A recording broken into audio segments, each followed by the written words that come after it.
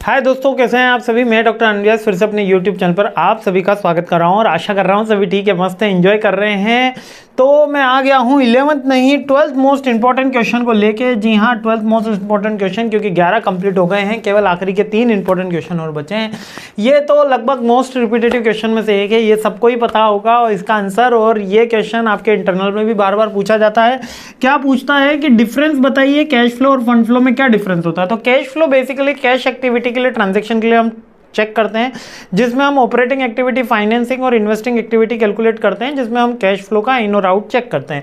जबकि fund flow एक comprehensive approach होती है, जिसमें हम पूरे के फंड्स के एप्लीकेशन और उसके सोर्सेज के ऊपर बात कर रहे होते हैं और उससे चेक करते हैं कि कहाँ पे फंड्स का एक्चुअल में यूटिलाइजेशन है मोर देन द कैश। तो कैश फ्लो की अगर डेफिनेशन की बात करी जाए तो मूवमेंट, कैश का मूवमेंट इन और आउट चेक करता है, एनालिसिस करता है the timing and the amount के ऊपर, ठीक है। जबकि फंड फ्लो में रेफर करा जाए तो ये फंड के मूवमेंट को चेक करता है और ये फोकस किस पे करता है, working capital, long term investment, financial activity के ऊपर। दोनों में डिफरेंस देखते हैं तो कैश फ्लो किसको ट्रैक कर रहा है, कैश को, जबकि फंड फ्लो फंड को ट्रैक करता है। कैश फ्लो का स्कोप जो है वो छोटा है, फंड फ्लो का ब्रॉडर है। कैश फ्लो में टाइमिंग कम लगेगा, अमाउंट कम लगेगा, बजट कम लगेगा, है ना, अमाउंट और बजट कम लगेगा। जबकि फंड फ्लो में ज़्यादा टाइमिंग लगेगा, बजट भी ज़्यादा लगेगा, क्योंकि उसका एरिया भी ज़्यादा है, कवर करता है, वेरियस बैलेंस शीट आइटम्स को भी इंक्लूड करता है। टाइम पीरियड ये शॉर्टर टाइम पीरियड के लिए होता है, क्वार्टरली, एनुअली बनाया जा सकता है। जबकि फंड फ्लो जो है वो यूजुअली पीरियडिक 1 ईयर 2 ईयर्स के लिए भी हमको देखने मिलता है। कैश फ्लो का पर्पस केवल कैश की equivalent, cash and cash equivalent का पता लगाना होता है, जबकि फंड फ्लो का हम अलोकेशन और रिसोर्सेज का पता लगाते हैं, फंड्स का।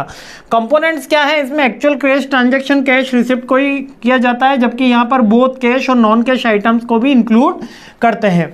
कैश फ्लो का स्टेटमेंट और फंड फ्लो स्टेटमेंट दोनों अच्छे से याद कर लेना, डिटेल में वीडियो में मैंने इनके दोनों के स्टेटमेंट दे रखे हैं।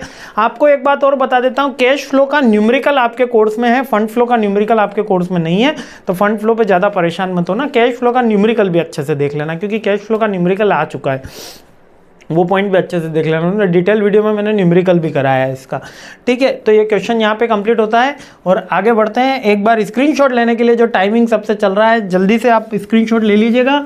एक एक करके मैं स्लाइड इधर कर देता हूँ, ठीक है।